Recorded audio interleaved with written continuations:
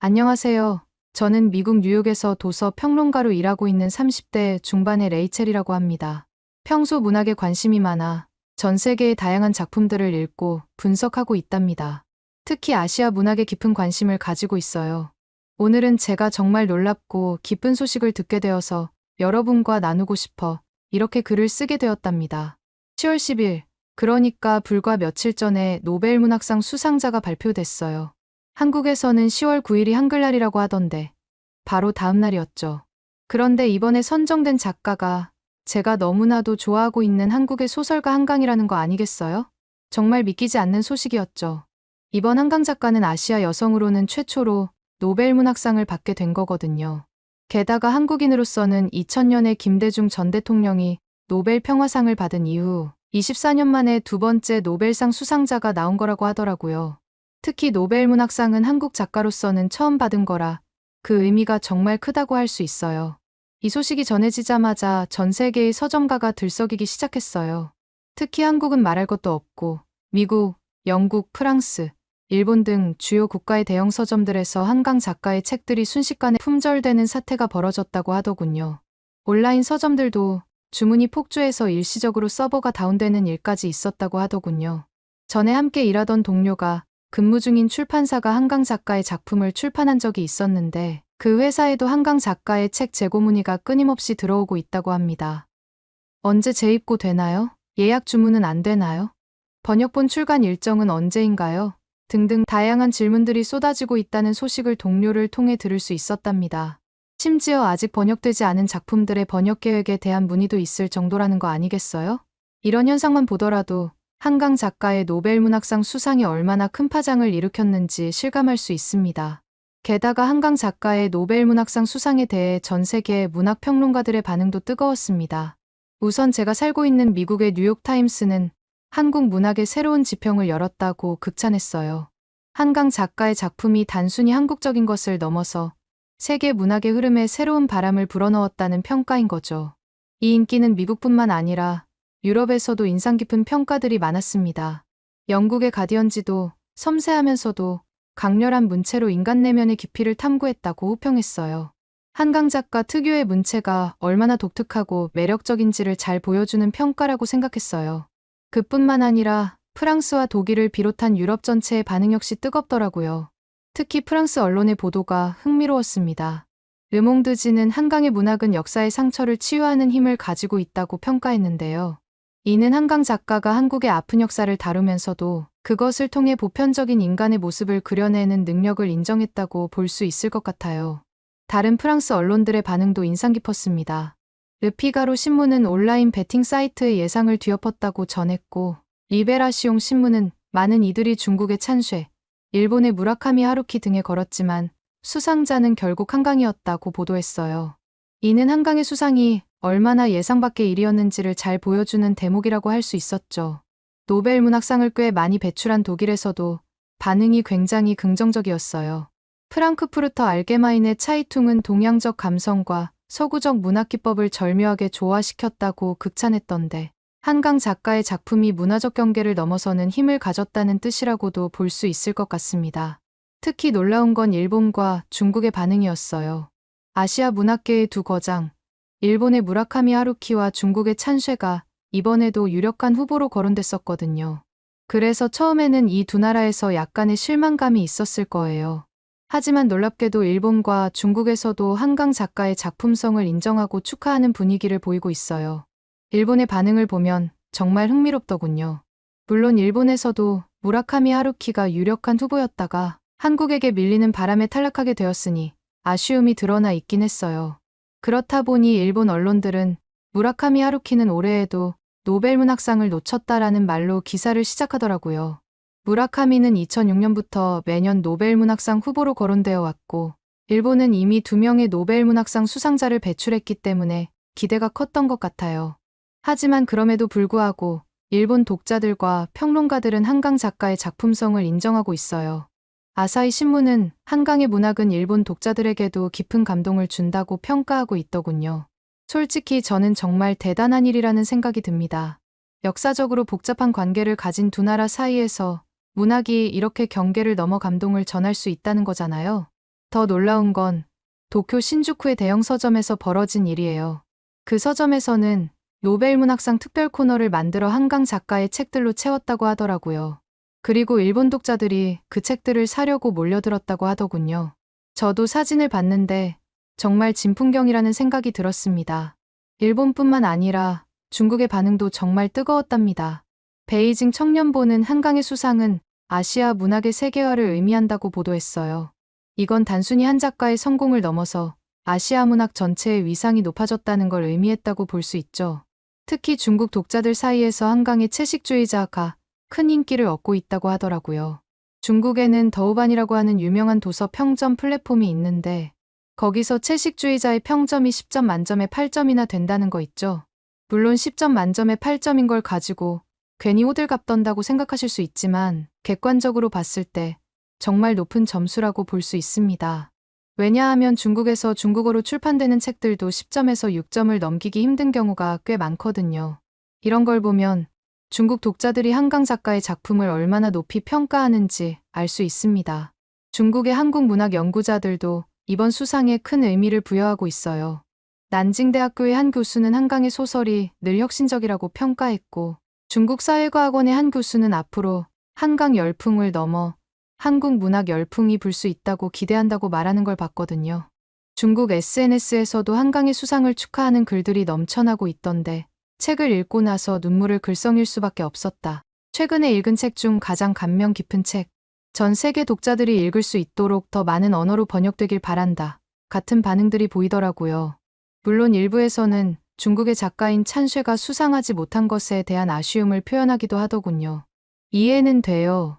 하지만 대체로 한강의 수상을 축하하고 중국 내부에서도 한강 작가의 작품에 대한 관심이 높아지고 있는 것 같습니다. 저는 볼 때마다 신기한 게 한국이 이제는 영화나 드라마, K-팝뿐만 아니라 문학까지도 세계적인 주목을 받고 있잖아요. 옛날처럼 미국이나 유럽 쪽이 아니라 아시아의 한 나라에서 전 세계에 이렇게 큰 반향을 일으키고 있다는 점이 인상적이네요. 한국 문화가 이렇게 다방면에서 세계적인 인정을 받는 걸 보면 정말 문화 강국이 되어가고 있다는 생각이 들어요. 영화, 드라마, 음악에 이어 이제는 문학까지 한국의 모든 문화 콘텐츠가 세계적인 트렌드가 된다는 게 체감이 되거든요. 그런데 정작 수상자인 한강 작가는 어떤 반응을 보였을지가 제일 궁금하더군요. 한강 작가는 수상 소식을 듣고 매우 놀랍고 영광스럽다고 말했더라고요. 특히 인상적이었던 건 어릴 때부터 영향을 받은 여러 작가의 노력과 힘이 나에게 영감을 줬다는 말이었어요. 자신의 성취를 겸손하게 선배 작가들의 공으로 돌리는 모습이 정말 멋져 보였답니다. 사실 저는 한강 작가의 존재를 몇 년 전부터 알고 있었어요. 제가 아시아 문학에 관심이 많다 보니 자연스럽게 한국 문학도 접하게 됐는데 그 중에서도 한강 작가의 작품이 특히 인상 깊었거든요. 처음에는 작가의 이름이 한강이라는 게 정말 독특하다고 생각했어요. 아시다시피 한강은 서울을 관통하는 강의 이름이잖아요. 마치 뉴욕의 작가가 허드슨이라는 이름을 갖고 있는 것처럼 말이에요. 그런데 작품을 읽으면 읽을수록 한강 작가의 이름뿐만 아니라 작품들까지도 한국을 대표하기에 얼마나 적절한지 깨닫게 되더라고요.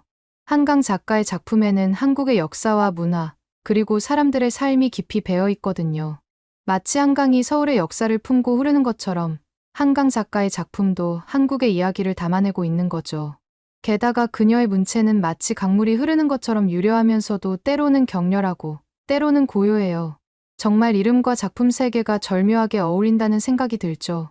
한강 작가에 푹 빠져서 알아보니 1994년에 붉은 다지라는 소설로 등단했더군요. 당시 서울신문 신춘문예에 당선되면서 문단의 주목을 받기 시작했다고 했어요. 한강 작가는 이때 당시의 데뷔작부터 이미 독특한 문체와 깊이 있는 통찰력이 돋보였다고 하길래 저도 나중에 이 작품을 읽어보려고 했는데 아직 영어로 번역되지는 않아서 읽어볼 수 없어서 정말 아쉬웠답니다.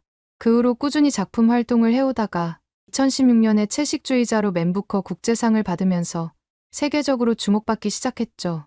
채식주의자라는 작품에 대해서 잠깐 설명드리면 한 여성의 극단적인 선택을 통해 현대사회의 폭력성과 인간의 내면을 탐구한 소설인데 제게 정말 충격적이면서도 강렬한 인상을 줬어요. 채식주의자는 3편의 연작 소설로 구성되어 있는데 각각 다른 시점에서 주인공 영애의 이야기를 들려주고 있죠. 여러분들도 나중에 시간이 되시면 한번 읽어보셨으면 합니다. 아무튼 이 작품으로 맨부커 국제상을 받았다는 건 정말 대단한 일이라고 생각해요. 맨부커상은 영국의 가장 권위 있는 문학상 중 하나인데 특히 국제부문은 영어로 번역된 전 세계의 작품들을 대상으로 하거든요. 한국 작가가 이 상을 받은 건 처음이었고 아시아 작가로서도 정말 드문 일이었어요. 이 수상을 계기로 한강 작가의 이름이 세계문학계에 크게 알려지게 됐고요. 저도 이때 부커상을 받은 걸 계기로 한강 작가의 작품을 읽어보게 되었고요. 그리고 한강 작가는 여기에서 끝나지 않고 비교적 최근에는 작별하지 않는다라는 소설로 프랑스의 메디치 외국문학상을 받았어요.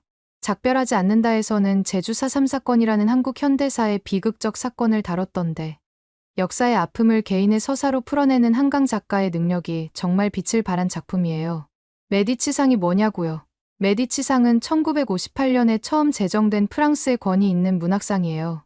프랑스의 공쿠르상, 페미나상, 르노도상과 함께 프랑스 4대 문학상으로 불리죠. 특히 메디치상은 젊고 혁신적인 작가들의 작품을 발굴하는 데 중점을 두고 있어요.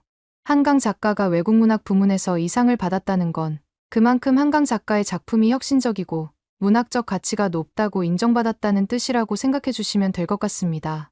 작별하지 않는다는 제주 4.3 사건을 다루고 있다고 하더군요. 4.3 사건에 대해 알아보니 1948년 제주도에서 일어난 민간인 학살 사건인데 한국 현대사에서 가장 비극적인 사건 중 하나로 꼽히더라고요. 한강 작가는 이 역사적 사건을 개인의 이야기로 풀어내면서 역사의 트라우마가 어떻게 세대를 넘어 이어지는지 그리고 그것을 어떻게 극복해 나가는지를 섬세하게 그려냈다고 합니다. 이 작품으로 메디치상을 받은 건 한국의 특수한 역사적 경험을 보편적인 인간 경험으로 승화시킨 한강 작가의 능력을 인정받은 거라고 볼 수 있죠. 그 외에도 인, 소년이 온다, 히라버 시간 등 여러 작품을 통해 한강 작가는 인간의 내면과 역사의 비극, 그리고 삶과 죽음의 경계를 섬세하게 탐구해왔더군요. 게다가 한국 문학계에서 한강 작가는 이미 오래전부터 주목받는 작가로 알려져 있었어요. 특히 젊은 나이에 여러 문학상들을 휩쓸면서 차세대 대표 작가로 떠올랐다고 알고 있습니다. 그중에 한강 작가는 한국에서 이상문학상도 수상했던데 이상문학상도 알고 보니 한국의 대표적인 문학상 중 하나로 많은 유명 작가들이 이 상을 받았다고 하더군요. 한강 작가가 이 상을 받았다는 건 그만큼 한국 문학계에서는 한강 작가의 재능을 일찍부터 인정하고 있었다는 뜻이겠죠. 그런데 더 놀라운 건 한강 작가의 아버지도 유명한 작가라는 거 아니겠어요? 한승원이라는 작가이신데 아제 바라아제라는 대표작으로 유명하시더군요. 신기한 건 이분도 제가 아까 말씀드렸던 이상문학상을 수상하셨다는 거예요. 아무튼 부녀가 함께 문학상을 받은 건 한국 문학계에서도 처음 있는 일이라고 합니다. 이런 거 보면 정말 피는 못 속인다는 말이 딱 맞는 것 같습니다. 아버지의 문학적 재능이 딸에게 그대로 이어진 거죠. 한강 작가 인터뷰를 본 적이 있는데 아버지의 영향을 어렸을 때부터 많이 받았다고 말했었거든요. 어릴 때부터 집에 책이 가득했고 아버지가 글을 쓰는 모습을 보며 자랐다고 하던데 그런 환경이 한강 작가의 문학적 재능을 키우는데 큰 역할을 했을 것 같다는 생각이 듭니다. 이렇게 한국 문학계가 이렇게 일찍부터 한강 작가의 재능을 알아봤다는 건 정말 대단한 안목이라고 생각합니다. 그런데 여러분, 이쯤에서 한 가지 깊이 생각해 볼 문제가 있어요. 왜 지금까지 한국 문학이 서구에서 크게 주목받지 못했을까요? 이런 현상이 예전부터 궁금했던 저는 혼자서 그 이유에 대해 찾아봤는데요. 결국 세계 문학계에 구조적인 문제들이 있다는 결론을 내게 되었습니다. 사실 노벨 문학상의 역사를 들여다보면 백인 작가들이 주로 수상해왔다는 점을 알 수 있어요. 물론 최근 몇 년 사이에 변화의 조짐이 보이긴 하지만 여전히 서구 중심적인 경향이 강하죠. 이런 현상은 단순히 우연이 아니라 복잡한 요인들이 얽혀있는 결과라고 생각해요. 가장 먼저 떠오르는 건 언어의 장벽이라고 할 수 있습니다. 한국어의 사용인구가 세계적으로 늘어나고 있는 추세이긴 하지만 아직까지는 사용인구가 그리 많지 않은 편이거든요. 영어나 스페인어, 프랑스어처럼 여러 국가에서 공용어로 쓰이는 언어들이 있으니까요. 이런 상황에서 한국 문학작품이 번역돼 해외에 소개되는 경우는 상대적으로 적을 수밖에 없었던 거죠. 게다가 번역의 질도 중요한 문제라고 생각해요. 번역의 질이 문학작품의 세계적 인정에 얼마나 중요한지는 한강 작가의 사례를 통해 정말 잘 알 수 있는데요. 한국어는 문법 구조나 표현 방식이 서구 언어들과 상당히 달라서 번역 과정에서 많은 어려움이 있을 수밖에 없거든요. 예를 들어 한국어의 복잡한 존댓말 체계나 함축적인 표현들을 영어로 옮기는 건 정말 까다로운 작업이 아닐 수 없죠. 뉘앙스나 리듬감을 그대로 살리는 건 거의 불가능에 가깝다고 보시면 돼요. 그런데 한강 작가의 채식주의자를 영어로 번역한 데보라 스미스의 이야기를 들으면 이런 어려움을 어떻게 극복할 수 있는지 알 수 있어요. 스미스는 케임브리지대에서 영문학을 전공했지만 한국어는 독학으로 배웠다고 합니다. 처음에는 낱말 하나하나 사전을 찾아가며 번역했다고 하더라고요. 그뿐만 아니라 스미스는 한국 특유의 단어들을 그대로 사용하는 방식을 택했어요. 소주나 선생님 같은 단어를 그대로 두면서 영국 독자들에게 한국 문화를 직접 경험하게 만들기 위한 의도였던 거죠. 또 한국의 가족관계를 나타내는 호칭도 그대로 사용했다고 하더군요. 처제의 남편이나 지우 어머니 같은 표현을 통해 한국의 복잡한 인간관계를 보여주려 했다고 합니다. 한강 작가 역시 스미스의 번역을 크게 신뢰했다고 했어요. 스미스의 번역이 자신의 고유한 톤을 잘 포착했다고 평가했죠. 물론 약간의 오역 논란도 있었지만 그게 작품의 전체적인 감동을 해치지는 않았다고 생각하는 모양이더군요. 특히 흥미로웠던 건 스미스가 한강 작가와 번역 과정에서 많은 의견을 주고받았다는 거예요. 채식주의자의 마지막 부분에 나오는 대사를 두고 오랜 시간 논의했다고 합니다. 이런 과정을 통해 더 정확하고 풍부한 번역이 가능했겠죠. 이뿐만 아니라 문화적 차이도 큰 장벽이라고 생각해요. 한국의 역사와 문화는 서구와는 많이 다르거든요. 예를 들어 한국 전쟁이나 군사 독재 시기의 경험은 대부분의 서구 독자들에게 낯선 주제일 거예요. 물론 이런 특수한 경험을 다루는 게 한국 문학의 강점이기도 하지만 동시에 서구 독자들이 쉽게 공감하기 어려운 부분이기도 한 거죠. 한국 사회의 특유한 인간관계나 가족 문화를 다루는 작품들도 마찬가지예요. 효도나 장유유서 같은 개념들은 서구인들에게는 꽤 낯선 가치관이죠. 이런 문화적 차이를 뛰어넘어 보편적인 인간성을 그려내는 게 한국 작가들에게는 큰 도전이었을 거라고 생각합니다. 그리고 출판 시장의 구조적인 문제도 무시할 수 없다고 봐요. 세계 출판 시장은 오랫동안 영미권을 중심으로 돌아갔거든요. 대형 출판사들은 주로 영어권 작가들의 작품을 선호했고 그 결과 아시아를 비롯한 비영어권 작가들의 작품은 상대적으로 소외될 수밖에 없었죠. 이런 상황에서 번역본을 출간하는 것도 출판사 입장에서는 큰 모험이고요. 제가 아까 말씀드렸다시피 번역가의 엄청난 노력이 필요하다 보니 번역 비용 자체도 많이 들 뿐더러 판매 실적을 예측하기도 어렵잖아요. 그래서 이미 잘 알려진 작가나 상업성이 검증된 작품들 위주로 번역이 이뤄진 거죠. 이런 현상들 때문에 신선하고 실험적인 한국 문학 작품들이 해외에 소개될 기회는 그만큼 적었던 거고요. 하지만 여러분들도 아시다시피 이런 경향은 시간이 갈수록 사라지고 있어요. 최근 몇 년 사이 세계 문학계에 변화의 바람이 불고 있거든요. 다양성과 포용성이 중요한 가치로 떠오르면서 비서구권 문학에 대한 관심도 높아지고 있죠. 한강 작가의 맨부커 상 수상이나 이번 노벨 문학상 수상은 이런 변화의 흐름을 잘 보여주는 사례라고 생각합니다. 그리고 제 생각엔 노벨 문학상을 받은 기존의 중국, 일본의 작가들과 한강 작가는 좀 다른 것 같아요. 보통 아시아 작가들이 노벨상을 받으려면 서구로 유학을 다녀오거나 서구의 문학적 전통을 따르는 경우가 많았거든요. 예를 들어 일본의 가와바타 야스나리나 오에 겐자부로, 중국의 가오싱젠 같은 작가들은 서구 문학의 영향을 많이 받았죠. 하지만 한강 작가는 철저하게 한국의 문화와 역사를 바탕으로 한 작품들로 인정받았어요. 이것만으로도 아시아 문학계의 한 획을 그은 대단한 사건이라고 생각합니다. 아시아 문학이 더 이상 이국적인 것으로만 취급받지 않고 보편적인 문학성을 인정받았다는 의미니까요. 한강 작가의 작품은 한국의 특수한 경험을 다루면서도 그것을 통해 인간 보편의 문제를 탐구하고 있어요. 이런 점이 세계 문학계에서도 높이 평가받은 것 같고요. 그런데 왜 전 세계 사람들이 노벨 문학상에 이렇게 관심을 가질까요? 아무래도 노벨상이 가진 권위 때문이겠죠. 100년이 넘는 역사 동안 세계 최고의 작가들이 이 상을 받아왔으니까요. 또 노벨 문학상을 받으면 그 작가의 작품이 전 세계적으로 주목받게 되고 더 많은 언어로 번역되어 더 넓은 독자층을 만나게 돼요.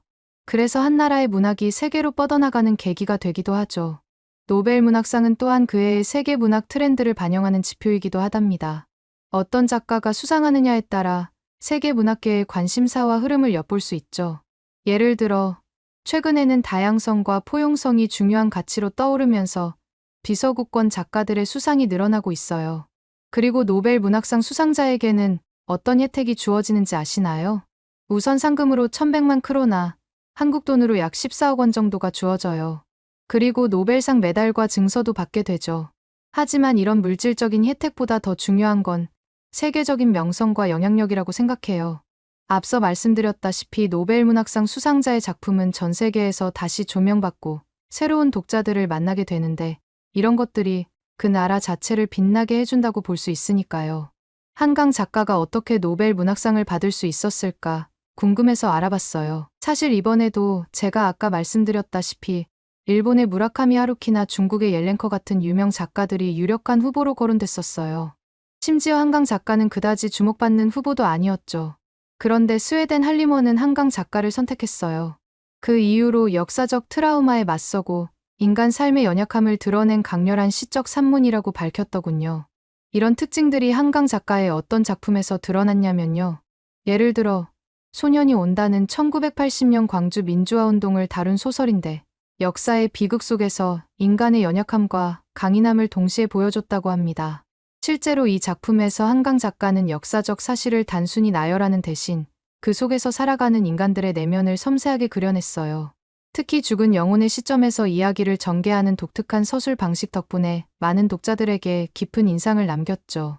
채식주의자에서는 현대 사회의 폭력성에 저항하는 한 여성의 극단적인 선택을 통해 인간 삶의 취약성을 그렸고요.